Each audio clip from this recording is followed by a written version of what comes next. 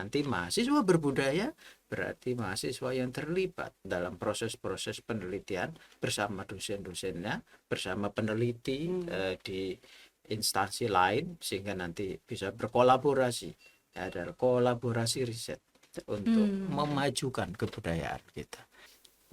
Apa sih yang mereka dapatkan gitu kan? Apa sih tujuannya Merdeka Belajar ini kalau kita bicara gitu? Kan sebenarnya gini, belajar dalam kelas, belajar secara textbooks itu akan berbeda ketika kita belajar langsung dari Betul. lingkungannya aslinya gitu. Biasanya akan lebih nempel. Betul. Biasanya akan lebih masuk Vibes-nya gitu. beda kalau anak zaman sekarang. Gitu kan. Dan memang itu sudah masanya ya. Mungkin Iya. Pak Dekan ya, kita tidak lagi belajar di dalam ruangan. Magang bersertifikat itu macam-macam ya, Pak. Ya salah satunya kebudayaan. Kalau tahun lalu memang kami langsung kolaborasinya dari Direktorat Jenderal Pendidikan Tinggi yang ada di Kementerian. Dari situ kita kemarin dapat tahun lalu itu kurang lebih 18 mahasiswa itu dari seluruh Indonesia. Wow.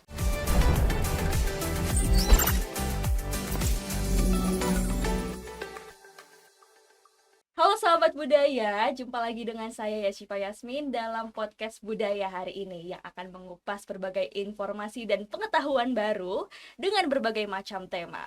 Oke nih sahabat budaya, hari ini kita ditemani dengan tamu istimewa kita yang akan mengupas tema terkait mahasiswa Indonesia berbudaya. Menarik banget nih. Nah, udah ada di depan saya Pak Fadlullah dan Ibu Lita. Selamat datang Ibu dan Pak Fadlullah ini. Boleh diperkenalkan dulu gak nih?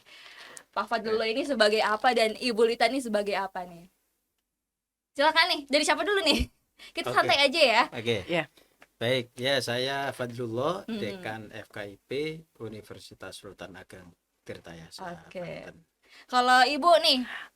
Ya sahabat budaya ya, salam Sahabat kenal budaya, dengan saya Lita Rahmiati. Saat ini kebetulan diamanahi sebagai Kepala Balai Pelestarian Kebudayaan Wilayah 8 Kementerian Pendidikan Kebudayaan Riset dan Teknologi. Wilayah kerjanya Provinsi Banten dengan Provinsi DKI Jakarta. Oke, ini udah ada Bu Lita sebagai Kepala BPK Wilayah 8 ya Bu. Ya. Dan Pak Fadlullah sebagai Dekan FKIP Untirta. Nah ini pas banget ya dengan tema hari ini yaitu mahasiswa Indonesia berbudaya. Kita mulai dari Pak Fadlullah dulu nih ya. Pak Fadlullah, sebenarnya apa sih mahasiswa berbudaya itu Pak? Ya, mahasiswa berbudaya artinya mahasiswa yang peduli dengan gagasan, pikiran, kemudian karya-karya besar yang sudah dilakukan oleh bukan hanya pendiri republik ya, karena jauh sebelum Indonesia merdeka kita memiliki warisan kebudayaan yang luar biasa. Jadi mahasiswa yang berbudaya artinya manusia yang betul-betul peka terhadap warisan sejarah, warisan pemikiran, dan juga artefak-artefak yang ada. Dan peka terhadap semua itu berarti mereka mengkaji, ya, mempelajari itu secara mendalam, dan jangan lupa nilai-nilai luhurnya harus dipromosikan sehingga nanti kebudayaan daerah berkembang menjadi kebudayaan nasional, dan kebudayaan nasional kita itu akan dikenal oleh seluruh warga di dunia ini. Nah, kalau sudah begitu nanti kita akan memperkenalkan Indonesia sebagai taman sari kebudayaan, dan Indonesia menjadi kontributor utama dalam membangun peradaban dunia. Ya, kira-kira begitulah. Jadi yang bisa dimaksud kita dengan mahasiswa. kuncinya adalah mahasiswa yang peka dengan sejarahnya ya. Betul. Itu mahasiswa berbudaya. Nah, di sini apakah ada peran, ini kan sebagai Pak Fadlullah sebagai dekan ya. Apakah ada peran perguruan tinggi Pak dalam mahasiswa berbudaya ini Pak? Oh, jelas ya. Apa Jadi tuh? di perguruan tinggi kita melaksanakan tridharma, ada pendidikan, ada penelitian, ada pengabdian masyarakat. Nah, ini makanya Kementerian Kebudayaan, Pendidikan dan Kebudayaan. Kenapa pendidikan dan kebudayaan? Ini yang melekatnya pendidikan dan kebudayaan gitu ya. Jadi kenapa nih? Karena memang yang dididikkan itu adalah nilai-nilai luhur. Yang nilai-nilai luhur itu digali ya, dari kebudayaan kita sendiri. Nah, oleh karena itu pendidikan dan kebudayaan itu tidak bisa dipisahkan. Nah, kita di FKIP, Fakultas Keguruan dan Ilmu Pendidikan, itu menanamkan nilai-nilai luhur. Kalau di Untirta itu kan Untirta Jawara, jujur, Asik adil, banget wibawa amanah, religius, akuntabel. Nah, moral akuntabilitas itu sebenarnya esensi dari kebudayaan luhur kita. Nah, itu kita didikkan. Nah, bukan hanya nilai, tapi juga karya besar. Kita akan memperlihatkannya karya-karya besar yang dilakukan oleh nenek moyang kita. Misalnya kalau kita mulai dari nenek moyangku seorang pelaut, itu luar biasa. Itu kalau kita membayangkan nenek moyang kita seorang pelaut, maka kita lihat bagaimana transportasi laut itu, bagaimana teknologi yang sudah diciptakan untuk memperoleh penghasilan dari sektor kelautan. Itu luar biasa. Dan fakta yang kita bisa telusuri dalam sejarah kebangsaan kita, nenek moyang kita itu sampai ke ujung-ujung Vietnam, Afrika Selatan dan seterusnya. Nah, dengan perahu cukungnya itu sudah sampai ke sana, menjelajahi dunia. Jadi itu kemampuan yang luar biasa. Teknologi transportasi yang sangat modern, bukan lagi menjelajah melalui darat, tetapi melalui laut. Nah, itu kan kalau kita pelajari lebih jauh. Nah, itu nenek moyangku seorang pelaut. Nah, itu biasanya dari Bugis, dan banyak di Banten itu. Kalau kita datang ke Semen itu ada Bugis Street, kayak di Singapura. Nah, itu banyak orang Bugis di situ. Nah, apalagi nanti Banten ini mulai dari Tanjung Kait di Tangerang sampai Tanjung Lesung, biar Tanjung Lesung ya. Nah, itu pantai kita itu seperti cincin, itu melingkar, dan itu luar biasa. Nah, ini kalau ini digali itu bagus. Nah, belum lagi kita juga memiliki keadaban yang tinggi terkait dengan teknologi pertanian. Saudara-saudara kita di Baduy misalnya, ketika orang kesulitan pangan dan seterusnya, di sana santai aja, nggak ada masalah. Kenapa? Karena mereka memiliki teknologi yang memungkinkan penyimpanan hasil-hasil pertanian itu berjangka panjang. Puluhan tahun mereka bisa simpan tanpa busuk. Nah, ini kan teknologi yang ramah lingkungan. Kita membincangkan itu di masyarakat modern. Ternyata nenek moyang kita sudah menemukan teknologi itu bertahun-tahun yang lalu. Nah, ini sebagai contoh ya. Jadi itu dididikkan. Itu pada dimensi pendidikan. Kita didikkan mahasiswa S1 nanti ikut PPG menjadi guru profesional, nanti turun tuh di SMA, di SMK, di SMP, Madrasah Sanawiyah, Aliyah gitu kan.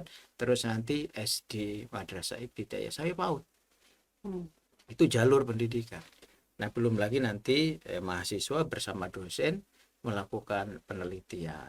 Ya, karena bagaimanapun teknologi yang dikembangkan oleh leluhur kita ini kan harus dikembangkan, Bu Lita ya. Jadi kita tidak hanya melestarikan, tapi juga mengembangkan, diinovasikan kembali gitu ya. Proses inovasi itu menghendaki adanya penelitian yang mendalam. Nah, nanti mahasiswa berbudaya berarti mahasiswa yang terlibat dalam proses-proses penelitian bersama dosen-dosennya, bersama peneliti di instansi lain, sehingga nanti bisa berkolaborasi, ada kolaborasi riset untuk memajukan kebudayaan kita.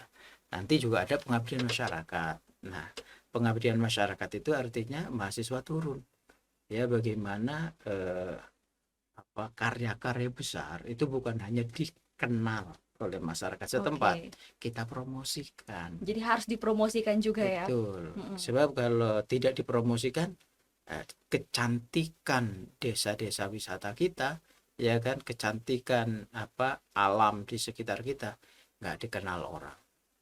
Tuhan saja maha cantik memperkenalkan dirinya. Apalagi kita kan gitu. Jadi kita harus juga belajar untuk memperkenalkan keindahan semesta dan keindahan kebudayaan kita. Nah, itu dia pentingnya budaya dan pendidikan yang benar-benar nempel banget ya Pak, karena ternyata emang berkolerasi ya rupanya. Budaya yang leluhur kita sudah turunkan itu emang harus diturunkan ke anak-anak kita gitu ya, dan kembali diinovasikan gitu ya, dan itu akan menjadi sebuah yang boom pada masanya gitu. Tidak boleh terjadi ada satu generasi yang tercerabut dari akar budayanya sendiri. Itulah tugas utama dari pendidikan. Tapi ini Pak ya, apabila kita lihat saat ini Pak, faktanya gitu, banyak sekali budaya-budaya kita yang mulai luntur gitu kan ya. Jadi ini menjadi tantangan besar nih, terutama bagi perguruan tinggi yang ingin menanamkan budaya-budaya kita gitu ya. Di era digital ini, di era terpapar globalisasi dan lain-lain, pasti ada banyak sekali tantangannya. Nah, itu apa aja nih Pak tantangan yang dihadapi oleh perguruan tinggi dalam pemajuan kebudayaan ini? Iya, jadi era digital itu satu keniscayaan. Ya, dia pasti ada tantangan, tapi jangan lupa di situ ada pel uang. Iya. Pel uang apa tuh? Iya, Apa ini? bukan hanya peluang. Iya, ada pel uang. Jadi tantangannya pasti ada karena akan ada dari luar mempromosikan apa yang mereka anggap sebagai kebenaran. Itu pastilah mereka akan mempromosikan itu. Nah, disitulah pentingnya internalisasi. Jadi ada internalisasi nilai. Dan kalau internalisasi nilai itu sudah mendarah daging, jadi nilai itu sudah mendarah daging, itu kita bisa memfilter. Seperti kalau ada virus masuk, itu tidak masalah karena sistem imun kita itu akan menjaga dan tentu ya memfilter, dan akhirnya kita selamat.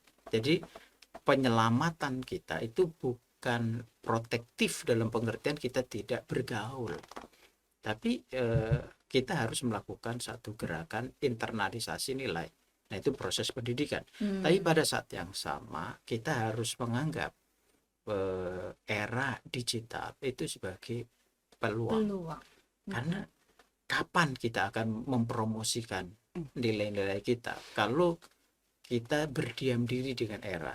Jadi begitu masuk kanal-kanal sosial media yang sangat banyak ini, ya kita masuk. Nah, di sini berarti pentingnya kreativitas kita untuk membuat konten yang betul-betul mencerminkan kebudayaan kita. Jika kalau kita membuat konten-konten yang inovatif, konten-konten yang selaras dengan nilai-nilai kita, boleh jadi orang, ini yang saya cari selama ini. Dan ternyata yang dicari selama ini itu yang kita harus produksi lebih banyak. Jadi era digital itu memang ada tantangannya ya, tapi kita tidak boleh lari. Kita harus mengatasi. Jadi kalau ada masalah itu kita bukan menghindar dari masalah, kita menghindar dari tantangan. Nah, orang tua kita selalu mengatakan atasi masalah itu. Nah, itu atasi itu tadi. Kalau masalah setinggi meja ini, nah, kita berdiri di atas meja itu lalu kita lompat. Nah, jadi kita ubah tantangan itu menjadi peluang. Tadi ya. Jadi era digital ini bukan hanya menjadi tantangan saja gitu ya. Dan mungkin orang berpikirnya ini membawa dampak buruk gitu Pak ya terhadap kebudayaan kita, tapi justru ini dijadikan peluang besar seharusnya gitu ya, kita bisa mempromosikan budaya kita secara terang-terangan, secara lebih luas dan lebih masif gitu ya Pak. Kalau dalam agama itu kan ada inna ma'al usri yusra, pada setiap kesulitan bersama kesulitan itu. Kalau ada satu kesulitan ada 10 peluang. Nah gitu, jadi mantap. Ini juga ada, misalnya dulu kan di zaman Nabi itu ada orang Baduy. Orang Baduy itu ya bukan orang kota lah ya. Iya. Kita nyebutnya orang udik. Kalau zaman sekarang udik gitu ya Udik disebut gitu ya. Dia buang air kecil gitu kan di pelataran masjid. Wah, itu semua sahabat marah itu. Tapi Nabi enggak.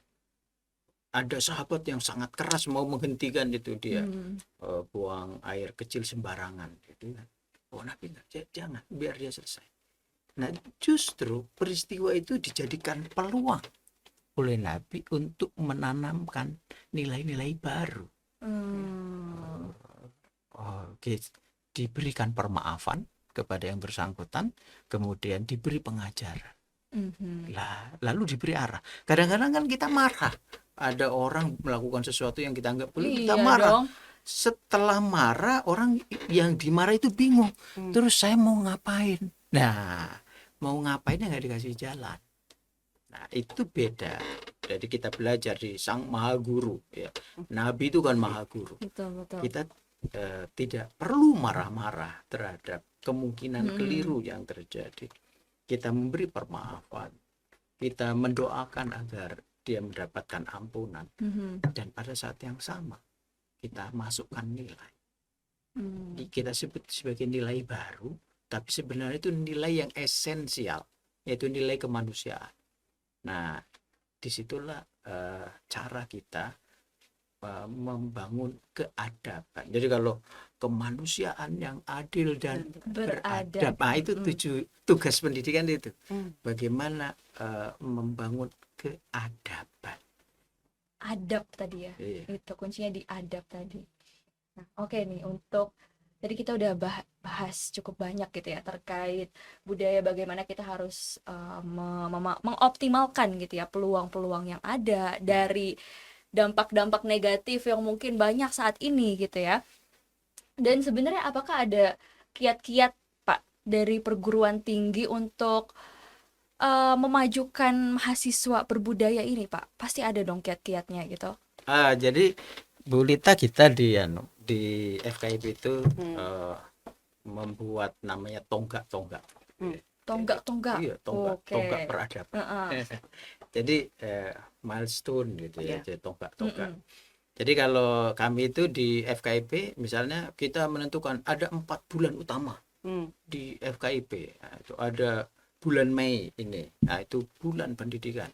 Nanti bulan Agustus itu bulan kemerdekaan. Nanti di bulan Oktober itu bulan bahasa. Nah, sekaligus juga itu ulang tahunnya Utirta, Bu. Iya, Oktober. Tapi jangan lupa ada juga Hari Guru Internasional. Nah, di bulan Oktober.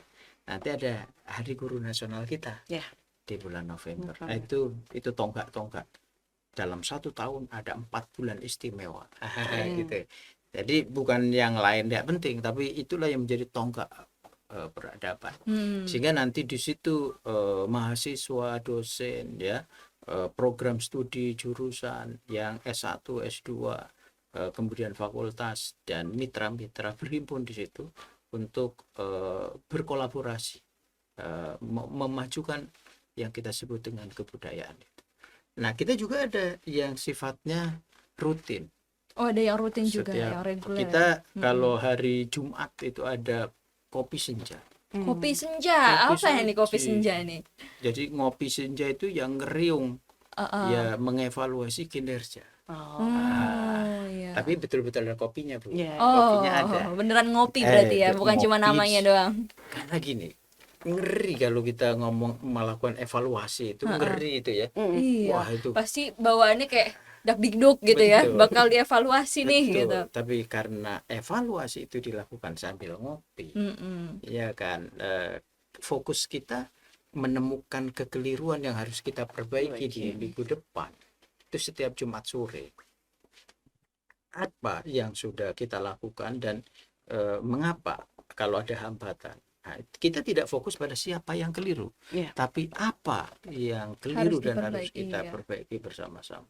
Itu kita ada ngopi senja itu setiap hari Jumat sore. Kemudian kita juga ada yang setiap Rabu itu kita coffee morning. Ada coffee morning. Coffee morning itu setiap hari Rabu, sebulan sekali. Nah, kalau ini Dharma Wanita itu angklung. Mereka mainkan musik sama teman-teman di PSP. Kita ada program studi seni pertunjukan. Nah, misalnya seperti itu. gamelan untuk bapak-bapaknya. Itu Oh. membangun semangat pada satu sisi, tapi juga kelembutan di sisi lain, karena main gamelan nggak bisa. Iya ya. Harus Itu. ada feeling ya Pak ya. Iya. Tapi pada saat sama anak-anak muda ya musiknya lebih ke pop, jazz gitu ya, Iya. itu sesuai dengan Zaman. tahapan Mm-mm. perkembangan. Kalau yang Disesuaikan ya. senior ini kan lebih suka yang lembut-lembut. Iya. Jadi kita ada yang pekanan seperti itu, ada yang bulanan seperti itu. Jadi itu cara kita memajukan kebudayaan. Dengan program-program tadi ya. Tapi yang harian pasti jaga kebersihan. Kita harus menjadi pelopor bersih, menjadi pelopor tertib. Gitu. Itu yang. Nah, kita juga ada yang sifatnya insidental. Itu alhamdulillah Bu Dita, kami itu di catur bulan pertama ini itu dapat kunjungan dari teman-teman dekan-dekan FKIP seluruh Indonesia ya. Kita ajak tuh keliling keliling Banten. Banten yang lebih murah meriah ya kita ajak. Mulai dari Kemana aja nih diajaknya nih? Saya ajak karena di kampus saya dibangun Balai Kasunyatan. Nah, jadi kita mulai saya perkenalkan. Ini ada Kesultanan Kenari. Nah, kita ajak ke situ. Ya ini, wah itu ornamennya seperti di Bali ya. Gitu, ya kan? Kita ajak ke Kasunyatan itu sendiri. Ini pusat pendidikan karakter dan peradaban pada masa Maulana Yusuf, Sultan kedua Banten. Nah, ini ya kita ceritakan. Di situ ada kolam tempat wudhu yang sekarang menjadi tempat renang anak-anak. Udah beralih fungsi ya. Jadi tempat wudhunya udah diganti sama keran. Kalau dulu kan tempat wudhu Ya, begitu, Bu. Langsung Ya, air mengalir ya. Lalu karena yang kita ajak itu para guru besar, apa yang mereka pikirkan itu berbeda dengan para peziarah yang lain. Yang dipikirkan, wow katanya, pada zaman itu sudah ada kolam dengan struktur yang seperti ini.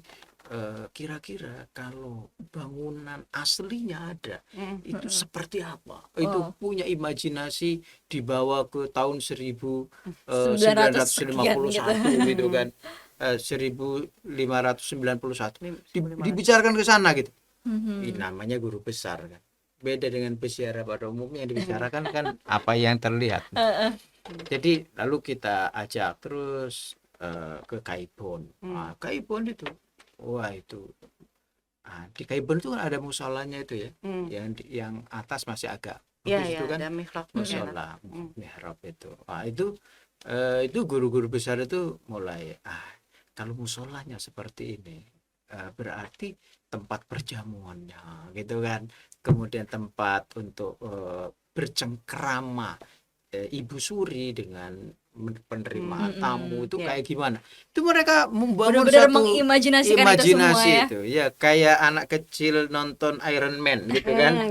Itu kan bisa terbang gitu ya. Ini guru besar mengimajinasikan begitu. Lalu saya ajak juga, selain tentu yang utama di Masjid Agung, kemudian ke wihara dan ke masjid pecinan itu. Ini meskipun tidak dibangun kembali, tapi masih ada peninggalan. Dan seperti itu. Jadi sayangnya ya, kita itu belum dibangun ya satu kesadaran baru seperti teman-teman di Jogja ya. Kalau di Jogja itu sudah ada misalnya rute untuk destinasi wisata, ada rutenya gitu. Dan itu kalau sama teman-teman travel itu ya, itu ada semacam kerjasama. Mau ke Banten itu udah ada nih, sudah titik-titik. Nanti rutenya seperti ini, nanti makannya di mana, itu sate bandeng di mana, kalau rabek di mana. Rabek itu khusus kambing. Jadi makanan khas Banten tuh ada rabek, ada apa itu. Nah, saya juga begitu, kalau ada tamu itu apa Pak Dekan makan rabek. Langsung dibawa ke tempat tersebut gitu ya. Ya, di sini kan ada yang di Magersari. Oke. Magersari situ atau kita bawa ke ruang dekanan. Oh. Jadi kita pesan makan di situ. Iya, iya. Ini Mm-mm. gulai juga bukan gitu kan, apa ini namanya Pak Dekan, ini rabek. Rabek. Nah, khas Banten, khas Serang gitu. Harus disebarkan ya ini si rabek ini karena emang enak banget ya. Enak banget dan itu khas beda. Mm-mm. Jadi ini kekayaan Indonesia. Iya, betul. Jadi ada Khususnya Banten gulai ya. di tempat lain tuh beda dengan rabek di kita. Oke. Misalnya gitu. Apalagi germasem. Oh, kan. Nah, germasem itu aslinya bebek, tapi sekarang ada juga Ada ayamnya ayam, juga, tapi iya. itu yang otentik Otentiknya bebek. bebek, yang asli bebek. Dan orang Serang mengemas itu beda katanya. Biasanya kalau orang lain bebek itu ada aroma khas bebeknya Bebek. itu, tapi ini enggak. Hmm. Oh, itu karena memang Ada teknik khususnya nih, tek- wong Banten aja yang tahu ya. ada teknologinya. Oh, Nah, gitu. ya teknologinya kan sederhana. Oh, kalau ayam itu kan biasanya habis potong direbus, Ungkep ya. rebus kan. Iya. Nah, kalau ini dibakar. Hmm. Nah, bukan direbus. Nah, itu kan yang perbedaan-perbedaan begitu. Itu Dan teknologi tadi udah ada turun menurun juga gitu ya. betul. Jadi teknologi itu jangan bayangin yang rumit-rumit. Mesin gitu Ya. pasti orang mikir teknologi mesin gitu, padahal hal-hal sederhana tadi juga teknologi masuknya ya. Teknologi. Oke nih, tadi udah kita mendengar dari sudut pandang perguruan tinggi dan sekarang saya beralih nih ke Bu Lita nih, Bu. Ya. Gimana Ibu memandang hal-hal tersebut nih, Bu, dari sudut pandang kebudayaan ya? Dari sudut pandang kebudayaan, Kebudayaan. dalam artian gini, kami kan di Kementerian Pendidikan Kebudayaan, tadi Iya. sudah disampaikan Pak Dekan bahwa ada satu keterkaitan. Ketika kita bicara pendidikan, pasti kita bicara dasar dari pendidikan itu pasti suatu kebudayaan yang ada yang kita miliki gitu. Sama juga kebudayaan juga menjadi bisa berkembang juga kalau sudah ada masuk dalam dunia pendidikan. Nah, ini satu keterkaitan yang tidak bisa kita hindari gitu ya. Apalagi kebudayaan sebenarnya kan sifatnya cair, fleksibel, dia bisa masuk dalam semua kehidupan. Tadi sebelumnya kita sempat diskusi ya Pak Dekan ya, bagaimana kebudayaan ini sebenarnya tidak akan pernah hilang selama masih ada manusianya. Karena kebudayaan itu dasarnya ya manusia. Sistem ide, gagasan yang ada di kepala manusia yang akhirnya tadi disampaikan sama Pak Dekan, ada teknologi, ada sistem pengetahuan. Tadi masak gerem asem tadi yang mungkin kalau di sebagian orang ngomongin bebek ya hanya seperti itu. Tapi ternyata punya satu sistem yang diturunkan oleh pendahulunya di Banten ini yang bicara bahwa bebek akan lebih nikmat ketika itu dibakar. Gitu kan. Jadi pengen makan bebek ini saya. Tadi ya Bu tahan. Jadi pengen nyicip gitu. Gerem asem ya. Tadi terakhir juga ngomongin rabek gitu ya. Terus sate Kalau bandeng. germasem itu pedesnya di bibir saja. Oh gitu. Nggak sampai ke hati. Nggak sampai ke hati ya. Jadi jangan dimasukin hati ya Pak ya. Gitu. Jadi, bahaya tuh. Jadi inilah kenapa kami merasa bahwa yang seperti ini harusnya juga bukan hanya orang-orang tua yang tahu, gitu. Maka anak-anak muda tuh juga harusnya tahu. Kami juga memahami bahwa kita nggak bisa menghalau masuknya globalisasi, kita nggak bisa menghalau masuknya digitalisasi.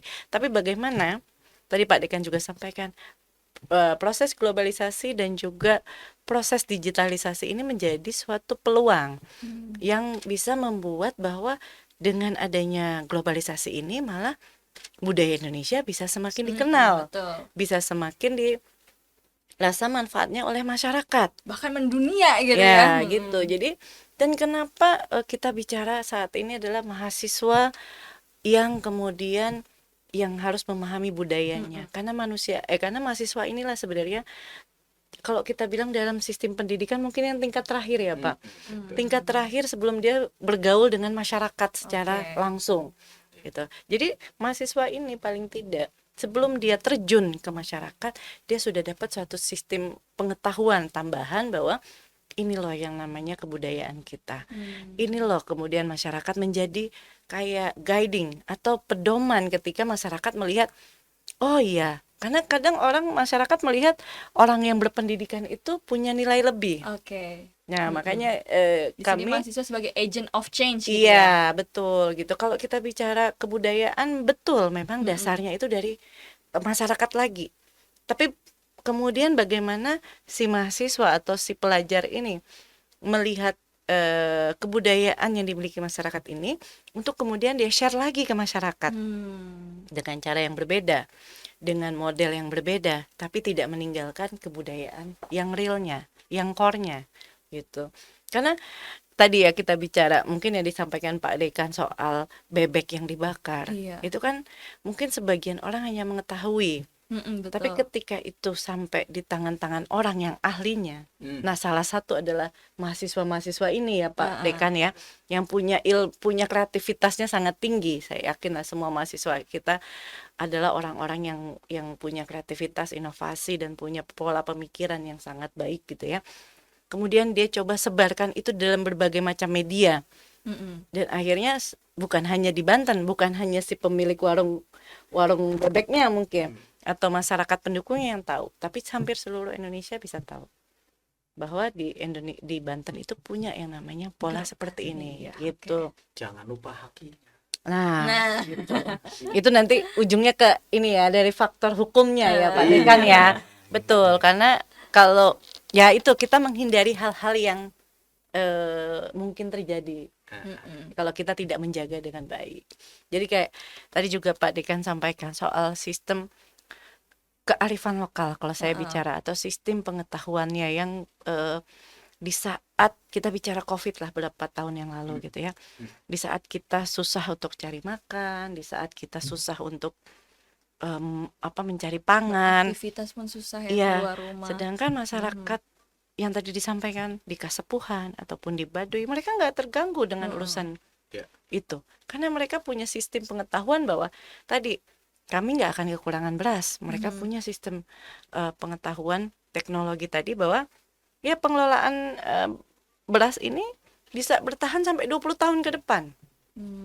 Dan bagaimana sistem ini harusnya dipelajari oleh kita sebagai masyarakat lainnya maksud saya, dan mungkin oleh mahasiswa, oleh peneliti dan segala macam, ini menjadi satu cerita, suatu pembelajaran bahwa kita yang selama ini anggap masyarakat adat itu atau masyarakat yang sistem pendidikan gitu ya. mungkin berbeda dari kita karena nggak ngerti, mungkin nggak main ke teknologi, nggak main ke ini, Nggak tapi pakai traktor.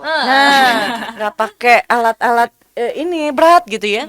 Tapi ternyata mereka lah yang mereka punya satu sistem pemikiran, sistem pengetahuan yang kemudian malah harusnya kita jadikan pembelajaran. Iya. Kita belajar, kita gunakan itu. Oh, untuk bertahan hidup tuh begini loh. Model yang lebih tradisional ini ternyata lebih long lasting kalau kita bicara gitu ya Pak Dekan ya. Disebut luit. Nah, Luitnya. itu sih kurang lebih ya Mbak Syifa ya. Oke, tapi dari kebudayaan sendiri ya Bu, apakah ada kolaborasi nih untuk menanamkan budaya-budaya ini? Oh pasti dong, kita nggak mungkin kerja sendiri ya Pak Dekan ya. Sama siapa aja tuh? Pasti sama semuanya. Jadi kalau kita hidup zaman dulu hanya akademisi, dunia usaha dengan pemerintah, sekarang kan tidak. Kalau sekarang zamannya udah pentahelix ya Pak. Wah, kalau pakai bahasa Jakarta Selatan kan ya Pak. Ada masyarakat dan ada media gitu. Dan itu nggak mungkin kita saling berdiri masing-masing. Itu nggak mungkin. Gitu. Kalau dulu katanya ABG, Apa tuh? akademisi, bisnis, Bisnis, iya kan, government. government. Sekarang ABG cantik, Apa tambah cantik ya? cantik. komunitas. Itu Berarti emang pentingnya kolaborasi. penting ya. banget. Nah, kalau betul. sama perguruan tinggi sendiri tuh apa kolaborasinya? Ya tadi kalau kita bicara bahwa akademisi itu kan jadi satu poin yang penting juga dalam pengembangan macam-macam semua, apalagi kebudayaan. Jadi kebudayaan itu kan sifatnya dinamis. Dinamis itu dalam artinya mengikuti perkembangan zaman. Dan yang bisa mengelaborate, membantu kita mengelaborasi semua itu kan akademisi, karena mereka terus melakukan penelitian, mereka terus melakukan pengkajian bahwa perkembangan zaman begini, maka kebudayaan paling tidak harus berkembang, akhirnya kebudayaan berkembang jadi begini gitu. Sekarang kan kita lihat mungkin mahasiswa Indonesia atau anak-anak muda Indonesia lebih kenal K-pop misalnya, Korean pop itu kan. Tapi kemudian apakah kemudian kita harus menghalangi masuknya K-pop? Kan tidak. Dan nggak bisa juga nggak bisa sepertinya, juga. iya. Tapi tadi bagaimana kemudian Korean pop itu kita coba elaborate tanpa meninggalkan makna dari kebudayaan Indonesia itu sendiri. Ya, anak Indonesia juga harus global dong, nggak mungkin harus betul. meninggalkan globalisasi, itu juga nggak mungkin. Jadi sebenarnya budaya itu bukan sesuatu yang tertinggal ya. Bukan. Justru abadi ya, Bu, dan budaya ini bisa kita terus elaborate tadi kata Ibu ya. Bisa terus, apalagi ini nanti sama perguruan tinggi ini kan ada Iya. salah satu titik awal sebenarnya ketika ya tadi dari sisi kurikulum atau dari sisi penelitian pengkajiannya, dari sisi mahasiswa yang dikeluarkan dari sana, itu adalah bagaimana menghasilkan mahasiswa-mahasiswa yang sebelum mereka terjun ke masyarakat, mereka paling tidak punya satu sistem pengetahuan, ini loh kebudayaan saya. Betul, betul. Gitu loh. Dan itu agen tadi kan kita bicara sebagai agent of change tadi. Iya. Mereka bisa menjadi satu agen perubahan. Sekarang alhamdulillah dari tempat Pak Dekan ada sekitar, karena kita punya program Merdeka Belajar ya Pak Dekan ini ya. menarik nih, Bu. Magang Kalau nggak ya. salah ada yang namanya sertifikat Magang bersertifikat. magang bersertifikat Betul. kebudayaan ya. Ya, Nah, jadi ini seperti apa nih? Bisa dijelasin ya, Bu? kalau ini sebenarnya magang bersertifikat itu macam-macam ya Pak. Ya salah satunya kebudayaan. Kalau tahun lalu memang kami langsung kolaborasinya dari Direktorat Jenderal Pendidikan Tinggi yang ada di Kementerian. Dari situ kita kemarin dapat tahun lalu itu kurang lebih 18 mahasiswa itu dari seluruh Indonesia. Wow. Jadi ada yang dari Dan Padang. dikonversi 20 20 SKS Ya. ya, mahasiswa yang nonton nih ya. Itu. Lumayan nih. Ini apa Bener. aja yang dipelajari mahasiswa saat magang di sana? Ya, terus kemudian tahun ini kita bekerja sama dengan dekan FKIP Untirta, ada 12 mahasiswa yang magang di tempat kami gitu. Nah, apa sih yang mereka dapatkan gitu kan? Apa sih tujuannya Merdeka Belajar ini kalau kita bicara gitu? Kan sebenarnya gini Bu, Mbak. Mahasiswa, kita bicara belajar dalam kelas, belajar secara textbooks itu akan berbeda ketika kita belajar langsung dari lingkungannya aslinya gitu. Biasanya akan lebih nempel, biasanya akan lebih masuk. Vibes-nya beda kalau nah, anak zaman sekarang. gitu kan. Dan itu sudah masanya ya, mungkin Pak Dekan ya, kita tidak lagi belajar di dalam ruangan gitu, tidak lagi mendengarkan langsung langsung dari masyarakatnya. Jadi teman-teman magang ini kalau tahun lalu memang kita fokusnya pada pendataan cagar budaya dan nilai budaya. Nah, jadi ada yang ke Lebak, ada yang ke Pandeglang, ada jadi yang ke ini Tangerang, sekalian traveling gitu ya magangnya. Iya, jadi jalan-jalan dapat kita minta untuk mengidentifikasi apa sih. Nah, saya harapkan dengan mereka langsung mereka tahu, oh ada yang namanya Sarentahun di Lebak sana. Oh ada yang namanya Ubruk misalnya, sistem teaternya Banten gitu. Oh ada yang namanya Calung Renteng, alat musiknya ini gitu. Kalau cuma di buku kan kadang lupa. Ya dan nggak lupa gitu juga. Dan hanya lihat gambar biasanya kan nggak nempel kan Pak. Tapi ketika langsung ketemu maestronya, ahlinya yang langsung bekerja gitu kan, wow gitu kan, kita bisa dapat ilmu itu secara langsung. Nah, jadi bukan hanya melihat tapi juga merasakan experience itu, pengalaman itu bisa lebih melekat gitu. Betul. Ya.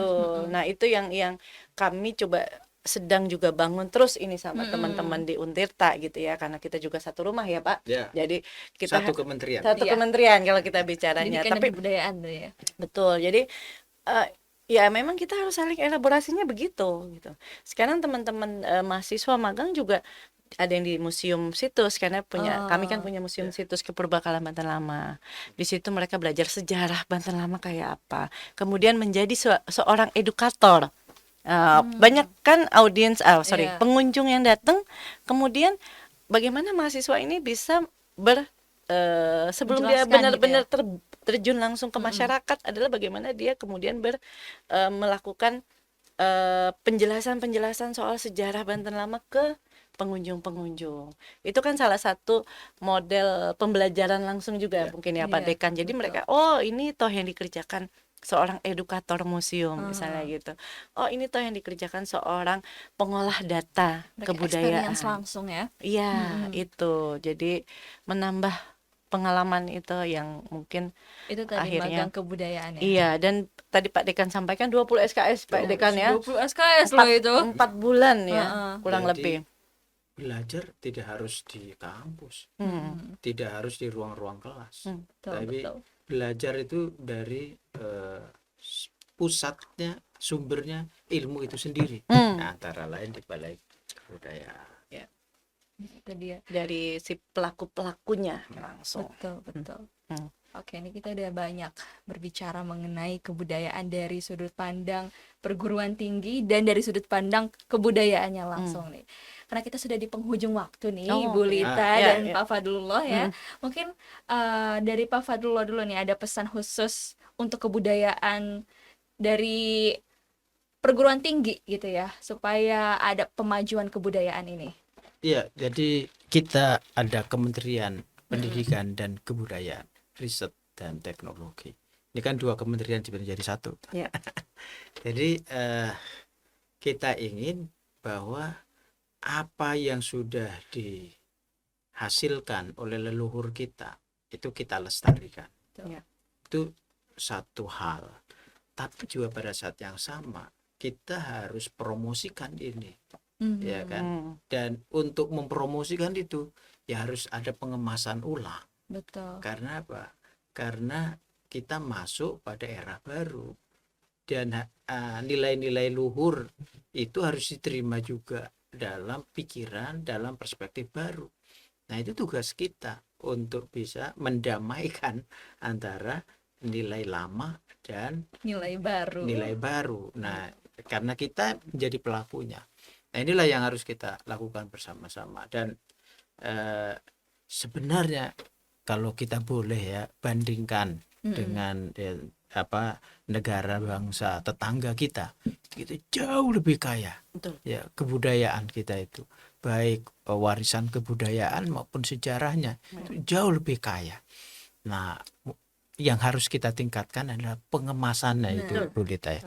Jadi kalau kita datang ke Singapura, kita datang ke Malaysia, kita datang ke Thailand, Vietnam, ke Korea, ya gundukan aja diceritain, gundukan tanah. Kita Padahal kita punya yang lebih dari itu. kuburan kita banyak. Tinggal itu yang di balik kuburan itu siapa itu yang nanti digali Tadi oleh itu yang teman-teman pengemasannya sejarah. untuk mempromosikan Betul. hal tersebut gitu. Ya, Bu. ya. Betul. Jadi tugas kita adalah mengemas itu. Ya. Dan ini tidak pernah terdepresiasi.